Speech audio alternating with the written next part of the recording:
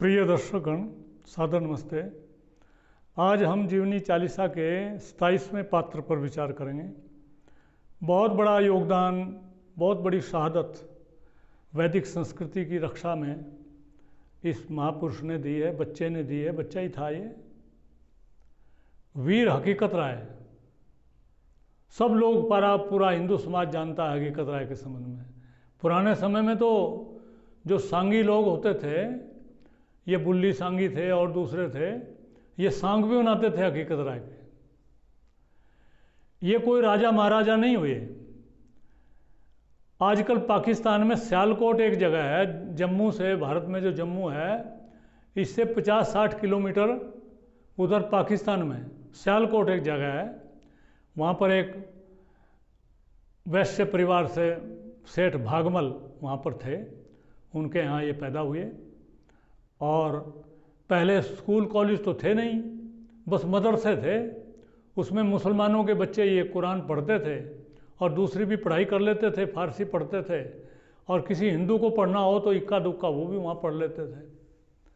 तो उन्हीं मुस्लिम बच्चों के साथ वीर हकीकत राय, हकीकत इनका नाम था, नाम भी मुसलमानी ही है। उस समय में तो मुसलमानों में घुले मिले थे ना, नाम ऐसे, मुसलमानों के भी नाम ऐसे होते, हिंदुओं के भी ऐसे होते थे। तो बच्चों के साथ पढ़ते थे।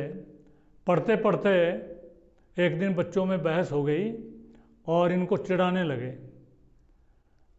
और पौराणिक लोग हम बने, माँ भवानी को मानते हैं, दुर्गा को मानते हैं, उनके संबंध में अनाप शनाप बात करने लगे। तो हकीकत राय ने भी कह दिया कि भाई जो बात आप हमारी माँ भवानी के लिए कह रहे हैं, अगर वही बात हम बीबी फातिमा के बारे में कह दें तो आपको कैसा लगेगा। तो उन्होंने एक बात के साथ 100 बात मिला करके मौलवी को शिकायत कर दी, और मौलवी ने इसका केस बना करके जो वहाँ जज होते थे, उनके समय में मुस्लिम जज होते थे, कुरान के आधार पर निर्णय लेते थे।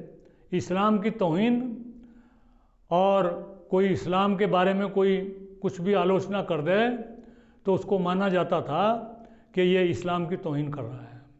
ऐसा मुकदमा इसके खिलाफ काजी ने अपना फैसला दिया, और काजी ने इनको इस केस को लाहौर भेज दिया। लाहौर के जो बड़े काजी थे उन्होंने फैसला दिया कि इसको, बच्चे को, या तो इससे इस्लाम कबूल कराओ या इसको कत्ल कर दो। उस बच्चे के ऊपर, हकीकत राय के ऊपर बहुत दबाव पड़ा। उसके माता पिता ने भी कहा, रिश्तेदारों ने भी कहा, सब ने कहा भाई इस्लाम को कबूल कर ले। उसकी उम्र सिर्फ 14 साल थी। पहले छोटी उम्र में शादी हो जाती थी। एक लक्ष्मी नाम की कन्या के साथ इनका विवाह भी हो गया था, ताज़ा तभी हुआ था, तभी ये घटना हो गई। इनकी पत्नी ने भी कहा कि पतिदेव जैसे ये कह रहे हैं इस्लाम कबूल कर लो, लेकिन इसने नहीं माना कि मैं इस्लाम कबूल कर लूँगा, लेकिन अगर मैं इस्लाम कबूल करके न मरता हूँ तो कबूल कर लूँगा, और यदि मुझे फिर भी मरना है तो मैं कबूल का, मैं हिंदू बनना चाहता हूँ, मैं मुस्लिम बनना नहीं चाहता हूँ। अगर मुझे मरना ही ना हो तो मैं बन लूँगा। तो इस प्रकार से उसने माना नहीं इस्लाम कबूल करना, और उसको कत्ल कर दिया गया, उसकी शहादत हो गई। ऐसी जो घटनाएं इस देश में हुई हैं, उससे जो शेष हिंदू समाज है उसको बहुत बड़ी शक्ति मिली, बहुत बड़ी प्रेरणा मिली।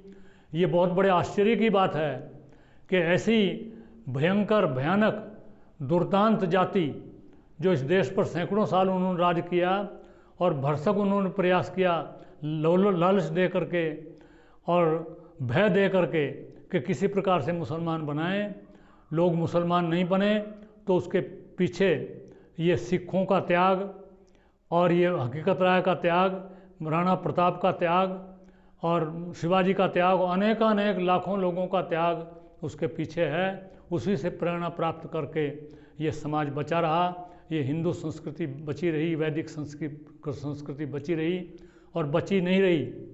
अब दुनिया के सामने एक विकल्प के रूप में आज ये सिद्ध कर दिया योग ने कि योग एक ऐसी विधा है जो पूरी दुनिया ने मान ली, और धीरे धीरे दुनिया में इसका प्रचार हो रहा है।